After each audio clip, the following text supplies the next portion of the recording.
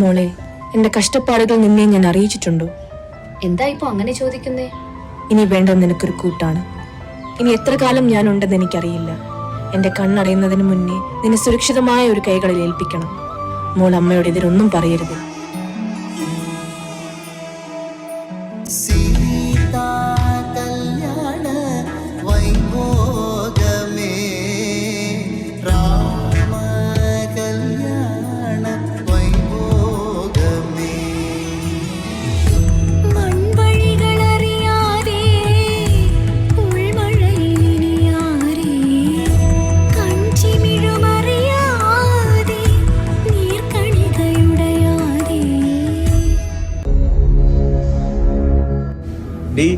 എന്റെ തള്ള വന്ന് കണ്ടിരുന്നു.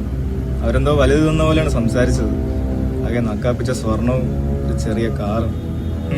നിനക്ക് എന്നെ കണ്ടാ നക്കാപ്പിച്ചയുടെ വിലയാണോ തോന്നുന്നത്? എനിക്ക് ഇതിനേക്കാൾ നല്ല കാശുള്ള ആലോചനകൾ വന്നതാണ്. എന്നിട്ട് ഈ ദാരിദ്ര്യം പിടിച്ച കുടുംബത്തിലേക്കാണ് കേറിയത്.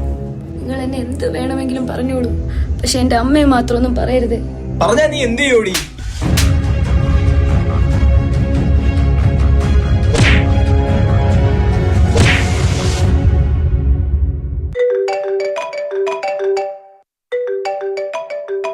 ഹലോ മോളെ, ഹലോ, നിനക്ക് കേക്കാമോ? നീ എന്തോ ഒന്നും പറയാത്ത? ഹലോ,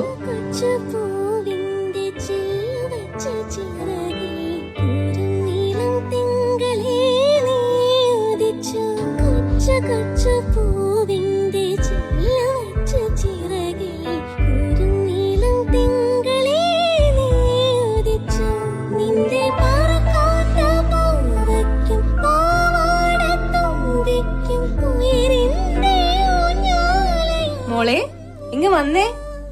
അമ്മ നിനക്ക് എന്തെല്ലാം കൊണ്ടുവന്ന് നോക്ക്. നിനക്ക് ഇഷ്ടപ്പെട്ട ഉണ്ണിയപ്പവും നെയ്യപ്പവും പാലടയും. ഷോ, നീ ഇതെവിടെ പോയി കിടക്കുവാ മോളെ?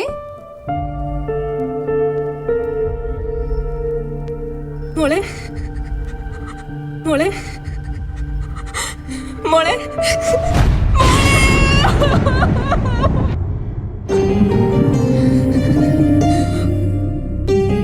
സ്ത്രീധനത്തിന്റെ പേരിൽ പീഡനം അനുഭവിക്കുന്ന സ്ത്രീകൾ വരും തലമുറയ്ക്ക് ഒരു മാതൃകയാവാതിരിക്കട്ടെ. അപ്പോ ഇതാണ് കല്യാണ പെണ്ണും കല്യാണ ചെക്കനും അമ്മയും ഒക്കെ ഇവിടെ നിൽക്കുന്നുണ്ട്. അപ്പൊ ഇവരുടെ ഒരു പെർഫോമൻസ് എന്ന് പറഞ്ഞു കഴിഞ്ഞാൽ നമ്മളെല്ലാവരും കേൾക്കുന്ന ഒരു വിഷയം എടുത്തിട്ടാണ്, അല്ലെങ്കിൽ ഇപ്പോൾ റെലവെന്റ് ആയിട്ട് എല്ലാവരും എപ്പോഴും ഒക്കെ സംസാരിക്കുന്ന ഒരു വിഷയം തന്നെയാണ് ഇവരെടുത്ത് ഡാൻസ് ഡ്രാമയിൽ കൊണ്ടുവന്നതും. അത് ഇവര് ചെയ്തു. പക്ഷേ നമുക്ക് ശ്വേതാജിയോട് ചോദിക്കാം എന്തൊക്കെയാണ് അതിന്റെ ഒരു യഥാർത്ഥ രൂപം. ശ്വേതാജി, എനിക്ക് ആദ്യം ഈ കല്യാണ ചെക്കനെയും പെണ്ണിനെയും ഭയങ്കര ഇഷ്ടപ്പെട്ടു.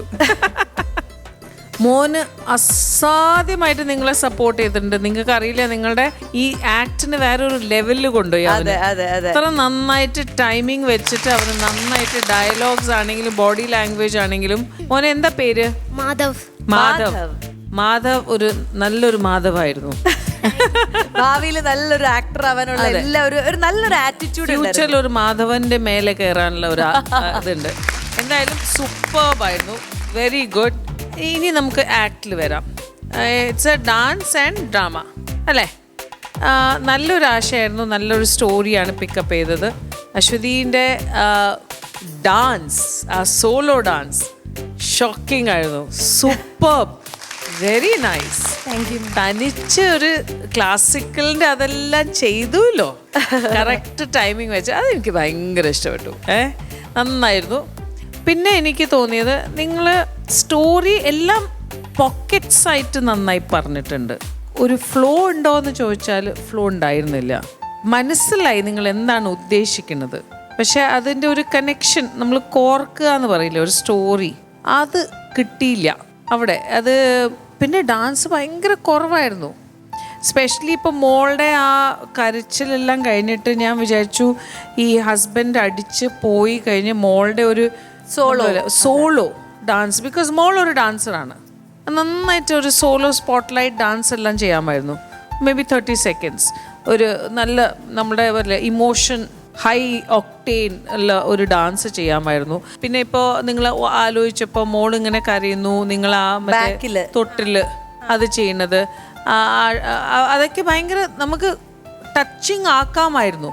ആ അതാ സി നമ്മളെല്ലാവരും അമ്മമാരാണ്, നമ്മൾ ഭയങ്കര റിയാക്ട് ചെയ്തേനെ. പക്ഷെ അത് എവിടെയോ അതൊക്കെ ഒന്നും വന്നില്ല. അത് നമ്മള് ഭയങ്കര ഇവിടെ plain ആയി പോയി. മോളെ നോക്കുന്ന സമയത്ത് ഇങ്ങനെ ഒരു സാധനം നടക്കുന്നത് നമ്മൾ വെറുതെ അശ്വതി എന്തിനാ വന്നത്. പിന്നെ ആ ആട്ടിൽ ഇത് ചെയ്യുമ്പോഴാണ് നമുക്ക് ഓർക്കുകയാണെന്ന് എല്ലാം മനസ്സിലായി എന്ന് പറഞ്ഞാൽ, ബിക്കോസ് ഒബ്വിയസ്ലി നമ്മളിപ്പോൾ ഇവിടെ ഇരിക്കുന്നുണ്ട്. പക്ഷെ ഇതെന്നെ ഓഡിയൻസിന് മനസ്സിലായോ എന്ന് ചോദിക്കുമ്പോൾ 100% എവിടേക്കോ എന്തോ ഒരു പോരായ്മകളുണ്ട്. പക്ഷെ ഇവനാണ് നിങ്ങളുടെ ആക്ടിന് വേറെ ഒരു ലെവലിൽ കൊണ്ടുപോയത്.